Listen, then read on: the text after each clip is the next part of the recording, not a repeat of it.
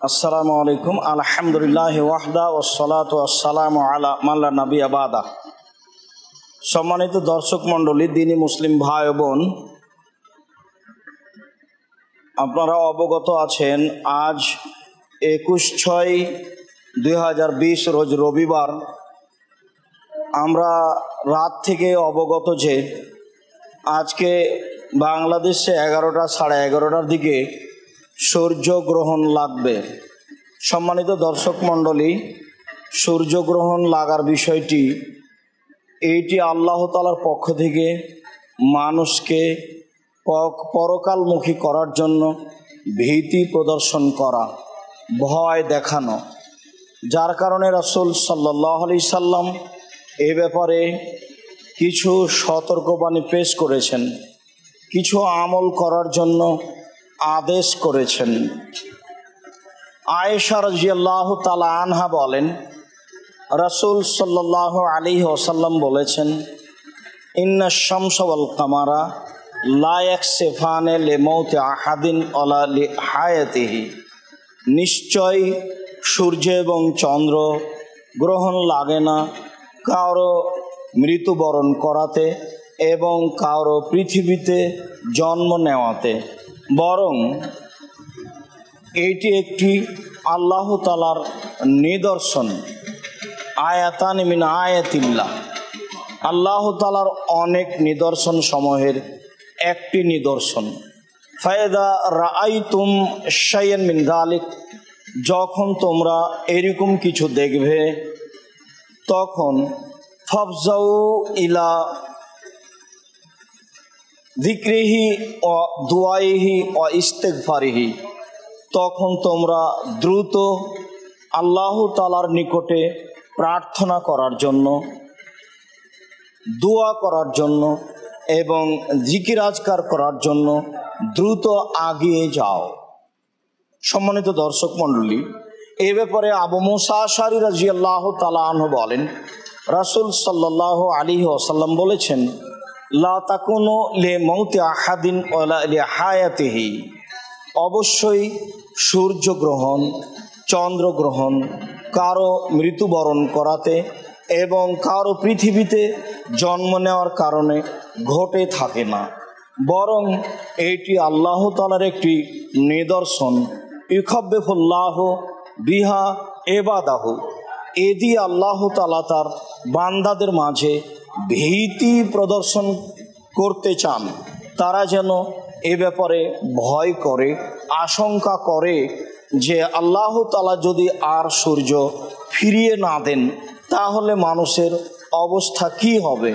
মর্মে রাসূল সাল্লাল্লাহু আলাইহি সাল্লাম বলেন, ফাইদা রাআইতুম, যখন তোমরা এরকম কিছু দেখবে তখন ফাদুল্লাহ, আল্লাহর নিকটে প্রার্থনা করো, ওয়াকাব্বিরু, তোমরা তাকবীর পাঠ করো, ওয়াসাল্লু, তোমরা সালাত আদায় করো, ওয়াতাসাদ্দাকু, তোমরা দান খায়রাত করো।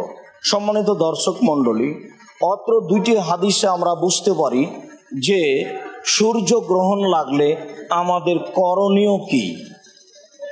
আমাদের করণীয়র মধ্যে প্রথম করণীয় হচ্ছে, এরকম সময়ে রাসূল সাল্লাল্লাহু আলাইহি সাল্লাম 2 রাকাত সালাত আদায় করেছেন, যার নিয়ম অন্যান্য সালাতের মতো নয়।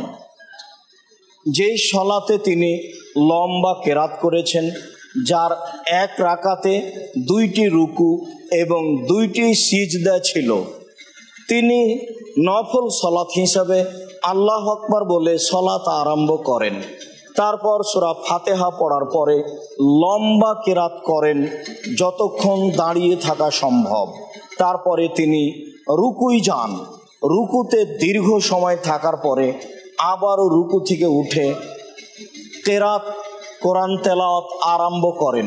সম্মানিত দর্শক মণ্ডলী, এই সময়ে রুকু থেকে উঠে আর সূরা ফাতিহা পড়তে হবে না, বরং আপনি কোরআন মাজিদ থেকে কেরাত আরম্ভ করবেন।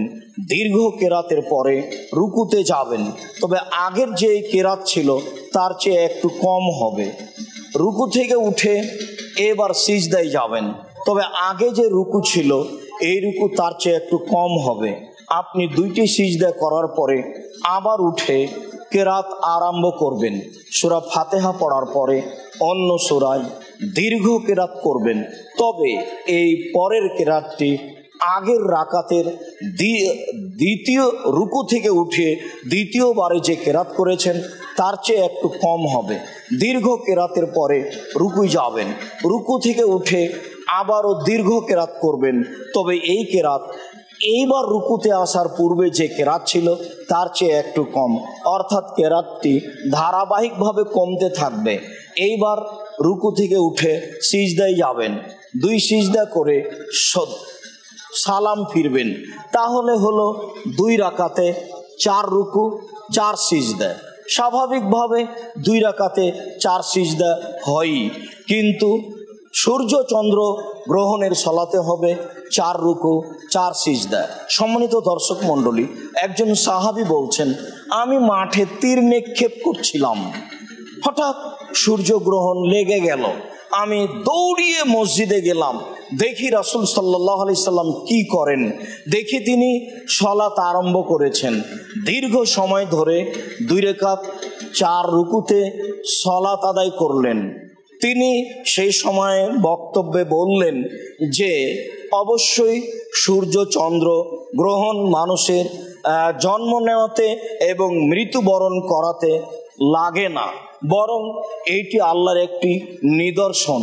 এ দিয়ে আল্লাহ তাআলা মানুষকে ভয় দেখান, মানুষ যেন সতর্ক হয়। যখন তোমরা এরকম কিছু দেখবে, আল্লাহ তাআলার কোনো ভয় দেখানো নিদর্শন, তখন তোমরা কয়েকটি কাজ করবে। 1, আল্লাহর নিকটে প্রার্থনা করবে। 2, তাকবীর পাঠ করবে। 3, জিকির আজকার করবে। 4, ক্ষমা চাইবে। অন্য বর্ণনায় এসেছে রাসূল সাল্লাল্লাহু আলাইহি সাল্লাম বলেন, যখন তোমরা এরকম কিছু ভয়াবহ নিদর্শন দেখবে তখন তোমরা দ্রুত আল্লাহর নিকটে প্রার্থনা করার জন্য যাবে। ওই সময়ে তাকবীর পাঠ করবে, ওই সময়ে তোমরা সালাত আদায় করবে। পরে তিনি বলেন, এই সময়ে তোমরা দান খায়রাত করবে। সম্মানিত দর্শক মণ্ডলী, এই জন্যই আমরা করোনা ভাইরাস একটি বিপদ মনে করে পৃথিবীর সকল মুসলিম ভাই বোনকে আমরা জিকির করার জন্য, তাসবিহ করার জন্য, ক্ষমা চাওয়ার জন্য, সালাত আদায়ের জন্য, দান খায়রাত করার জন্য অনুরোধ জানিয়েছি।